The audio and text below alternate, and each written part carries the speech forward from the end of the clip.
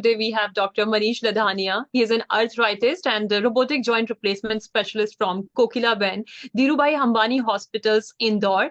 तो sir welcome है आपका माय एफएम में. एंड जब मैं आपके बारे में होमवर्क कर रही थी, रिसर्च कर रही थी, I got to know one thing कि आप एमएस के बाद यूके चले गए थे कुछ ऐसी स्किल्स को और भी ज्यादा डिटेल में पढ़ने और समझने जो इंडिया में अवेलेबल नहीं है. सबसे पहले यही मैं जानना चाहती हूँ, व्हाट आर दो स्किल्स एंड ये लोकल पेशेंट्स के लिए कितना बेनिफिट है. नी रिप्लेसमेंट और जॉइंट रिप्लेसमेंट की टेक्निक्स क्या भारत में भी है, विदेशों में भी है. वहां पर थोड़ा जी. और ज्यादा एक्सपोजर मिलता है, ज्यादा अच्छी तकनीक मिलती है. उसकी हायर एजुकेशन जब हमने अपनी एमएस करी उसके बाद हमने फील किया कि इसको हम देखने के लिए वहां जाते हैं. इंडिया से डॉक्टर्स जाते हैं इस स्किल को जी. एक्वायर करने के लिए, तो जिससे हम बेहतर सर्जरी कर सकें, नई तकनीक को ला सकें इंडिया में. जी. जी. जो आज का मेन टॉपिक है नी अर्थराइटिस, तो इसी के बारे में बात करते हैं. व्हाट इज नी अर्थराइटिस, क्या है, इंडिया में कितना कॉमन है.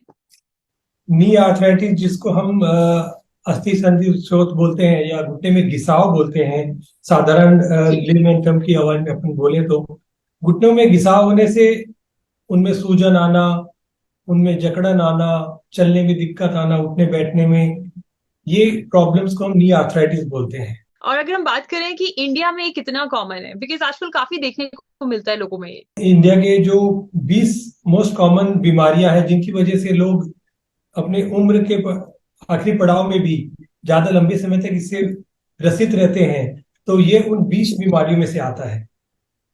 ओके. एंड अगर हम रिस्क फैक्टर्स की बात करें तो क्या क्या रिस्क फैक्टर्स हैं इसके. यदि पहले से किसी को चोट लगी हो, या जी. कुछ लोगों में प्री डिस्पोजिशन मतलब जिनके कुछ घुटने की बनावट ऐसी रहती है जिसकी वजह से उनको ज्यादा होने की संभावना रहती है. घुटनों में जी. लैक ऑफ, यदि एक्सरसाइज कम करते, कसरत कम करते हैं, व्यायाम कम करते हैं, उनका जो खान पान है उसमें यदि कोई कमियां रहती है, विटामिन की, विटामिन डी, या वो ज्यादा बाहर का खाना, junk food, ultra process food जिसको हम बोलते हैं, ये खाते हैं, न्यूट्रिशनल फूड्स जिसको कम खाते हैं, तो उससे हमारे शरीर में मांसपेशियां कमजोर होती हैं, घुटनों पे दबाव ज्यादा बढ़ जाता है, घुटनों में वजन सहन करने की शक्ति कम होने लग जाती है और वो जल्दी वियर आउट होने लग जाते हैं. ओके. जी. तो सर ये सारे रिस्क फैक्टर्स तो है, लेकिन अगर हम बात करें कोई भी बीमारी होती है तो कुछ इनिशियली ना सिम्टम्स होते हैं. तो सबसे पहले वो कौन से सिम्टम्स है जो नी अर्थराइटिस में नजर आते हैं.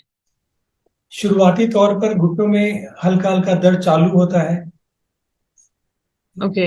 हम कुछ काम करने जाते, चलने जाते हैं, बैठ के, नीचे बैठ के उठते हैं और घुटने मोड़ के जब हम बैठने की कोशिश करते हैं, या सीढ़ी चढ़ने पर ज्यादा दिक्कत आती है, तब ये प्रॉब्लम्स हमें दिखने लगती है. बाद की फेज में हमें हर जो हम कार्य करते हैं, जैसे कि हम साधारण चलने में भी या जरा सा खड़े रहने पर भी दर्द होने लगता है, रात में सोने में भी दर्द होने लग जाता है, या लेट ओके. स्टेज. जी. तो जब किसी को नी अर्थराइटिस हो रहा है तो ट्रीटमेंट पर बात करते हैं, तो क्या क्या ट्रीटमेंट के ऑप्शंस अवेलेबल हैं. शुरुआती दौर पे जो यदि बीमारी पकड़ में आती है तो हम उसे कुछ दवाइयाँ, कुछ फिजियोथेरेपी और जी. खूब एक्सरसाइज भर के कुछ इंजेक्शन होते हैं जिससे कार्टिलेज जो हमारी घुटने की परत होती है उसको ठीक करने के लिए हम ये देते हैं. और यदि उसको कोई सही तरह से पालन करता तो उसका ठीक होने की संभावना बढ़ जाती है. लेकिन यदि वो लेट जी. स्टेजेस में पहुंचते हैं, यदि बहुत ज्यादा लेट हो जाते हैं, उनको घुटनों के अंदर में टेढ़ापन आ जाता है, सूजन बनी रहती है, वो ज्यादा चल नहीं पाते, वो एक स्थिति होती है जो आखिरी तौर पर हम आते हैं जिसमें हम नी रिप्लेसमेंट करना पड़ता है, जॉइंट रिप्लेसमेंट बोलते हैं. ओ. तो सर एक तरीके से देखा जाए आपकी बातों से मुझे यही समझ में आया कि अगर टाइम पर दिखा लिया जाए तो बिना किसी सर्जरी के भी नी अर्थराइटिस जो है ठीक हो सकता है. काफी हद तक ये बात सही है. क्यों, हम्म. यदि हम उसको उसमें अपने एक्सरसाइजेस, फिजियोथेरेपी और अपने कुछ कार्य नहीं करें, जैसे कि नीचे बैठना और ये सब चीजें हम थोड़ा बंद करें, जिससे घुटनों पे ज्यादा जी. दबाव आता है, लगातार दबाव आता रहता है, उन सब चीजों को हम थोड़ा अवॉइड करें, खान पान पर ध्यान रखें और जी. डॉक्टर्स के निर्देश के ऊपर चलते रहें, तो काफी हद तक बचा जा सकता है. जी. ओके. सर आजकल रोबोटिक सर्जरी के बारे में हम लोग काफी सुन रहे हैं. ये क्या है नी रिप्लेसमेंट के लिए अगर बात करें, व्हाट इज रोबोटिक सर्जरी. यदि हम जो हम अ, पारंपरिक तरीके से जो हम सर्जरी करते हैं, जिसको कन्वेंशनल नी रिप्लेसमेंट बोलते हैं, वो उसमें हम किसी मशीन और किसी चीज की मदद से नहीं, कंप्यूटर की मदद नहीं लेते। अब जो नई तकनीक आ जी रही है पूरी दुनिया में, उसमें रोबोटिक एक आर्टिफिशियल इंटेलिजेंस के तौर पे हमें, जो सर्जन है उसको, उसके कौशल को और बढ़ाता है। ऑपरेशन जी के दौरान उसको मदद करता है कि हम जो ऑपरेशन करते हैं उसमें सटीक, जो घुटने का प्रत्यारोपण करते हैं उसको सटीक तरीके से लगाएं, घुटने को अच्छी तरह से बैलेंस करें। तो ये एक जी सर्जन की मदद करने का एक टूल है, एक औजार है, जो मदद ओके करता है अच्छे परिणाम लाने के लिए। जी ओके। सो एक तरीके से अगर देखें तो रोबोटिक नी सर्जरी वो है जिसमें सर्जन की हेल्प कर रहा है, उनको सर्जन एक के हेल्प मिल रही है। ऑपरेशन के सब जी चरणों में वो ऑपरेशन सर्जन को गाइड करता है। सर्जन के पास एक औजार रहता है रोबोट का, जिसकी मदद से वो जी सर्जरी करते हैं। उसमें एक्यूरेसी लाई जाए, प्रिसीजन लाई जाती है घुटने के बराबर तरीके से जी। बैलेंस करने के लिए। तो जो इस तरीके से ये अलग है कन्वेंशनल नी रिप्लेसमेंट सर्जरी से, राइट? हाँ, ये थोड़ा अलग है, क्योंकि कन्वेंशनल नी रिप्लेसमेंट में हम सर्जन अपने अनुभव और जो अपने जो हाथों के बैलेंसिंग फील से करते हैं उसको, ठीक है, हमें जी फीलिंग से करते हैं कि हम ऐसा ठीक है, ये इतना बैलेंस है। लेकिन रोबोट में हमें ऑन स्क्रीन दिखता है कि हमने जो बैलेंस किया है वो कितना बराबर है, उसमें कुछ और सुधार की गुंजाइश है, ये हमें ऑन टेबल ऑन ओके दिखाई देता है।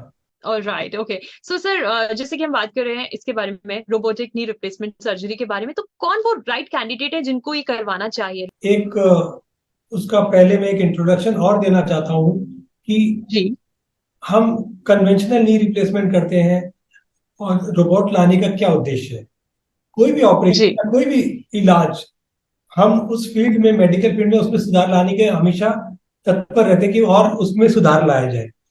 हम जब देखते जी हैं कि नी रिप्लेसमेंट जब हम कन्वेंशनल तरीके से करते हैं तो 90-95% लोगों में अच्छे रिजल्ट होते हैं। 5 से 10% लोग फिर भी बोलते हैं हमें कुछ रह गया है, जो हमारे को अच्छा नहीं लगता, कुछ दर्द रह गया है, कुछ चीजें ऐसी है जो अभी भी बाकी है। ये जी इन पेशेंट्स को और अच्छा करने के लिए हम रोबोट की मदद लेते हैं। ये हमारी सक्सेस को ओके और बढ़ाता है। नाउ, हम्म नॉर्मल जो नी रिप्लेसमेंट करते हैं उसमें हम इसकी मदद लेते हैं, इससे रिजल्ट्स और इम्प्रूव होते हैं। कुछ ऐसे केसेस होते हैं जिनमें पहले से प्री एग्जिस्टिंग डिफॉर्मिटी, टेढ़ापन वगैरह इतना ज्यादा रहता है कि जिसमें हम्म रोबोट हमें ज्यादा मदद करता है ऑपरेशन करने में। कुछ लोगों के जो है बोन्स रहती है उनमें काफी डिफॉर्मिटी, काफी एबनॉर्मलिटीज रहती है, जो हमें कन्वेंशनल तरीके से करने में बड़ी दिक्कत आती है। तो इनमें बड़ा फायदा होता है। जी। सो सर बहुत सारी बातें जानी अबाउट हमने knee arthritis and robotic knee surgery. One last thing I really want to know, जितने भी हमारे व्यूअर्स हैं आप उनको क्या मैसेज देना चाहेंगे? सबसे पहला तो फिट रहें। फिट जी इन द सेंस, अपनी अच्छी डाइट लें, avoid junk food, take proper care of your vitamins. अपनी डाइट में न्यूट्रिशनल प्रॉपर जो रहना चाहिए वो, उसको उस पर कॉन्सेंट्रेट करें। आज की जनरेशन में ये बहुत जरूरी है। हमारे देश में अब युवा है जो आगे जाके और उम्र वाले लोगों में बहुत तेजी से बढ़ेगा, तो जी उसकी पॉपुलेशन काफी बढ़ेगी। हम अभी से इसको ध्यान रखेंगे तो हमें अपने शरीर, यदि मांसपेशियों के मजबूत रखेंगे, एक्सरसाइज नियमित तौर पे करेंगे, रनिंग जॉगिंग करेंगे, तो हम इस चीजों से बच सकते हैं। यदि जी किसी के परिवार में इनकी प्रॉब्लम फिर भी आ जाती है तो समय से डॉक्टर को दिखाएं, क्या पता वो एक्सरसाइज और इनसे ठीक हो सके। यदि किसी को बहुत लेट हो गया है तो नी रिप्लेसमेंट करवाएं, और रोबोट और जो टेक्निक है उसकी मदद ले सकते हैं। वो अवेयर रह सकते हैं कि रोबोटिक टेक्निक से ज्यादा अच्छे परिणाम आ सकते हैं, इस बारे में उनको मालूम रहना चाहिए। ओके। तो एक अच्छे से होमवर्क करके सारी चीजों के बारे में जान के उनको टाइम टू टाइम एक तो चेकअप कराने की सख्त जरूरत है, और जहां लगता है नी रिप्लेसमेंट करवाना है तो उसको भी डिले करना सही नहीं रहता है, राइट? जी बिल्कुल। Thank you so much sir, आपने बहुत कुछ बताया नी अर्थराइटिस के बारे में, मेरे को बहुत कुछ पता चला। आई एम श्योर व्यूअर्स के लिए भी बहुत ज्यादा ये इम्पोर्टेंट और रहा है ये। So thank you so much for giving us your valuable time. Same here, thank you so much.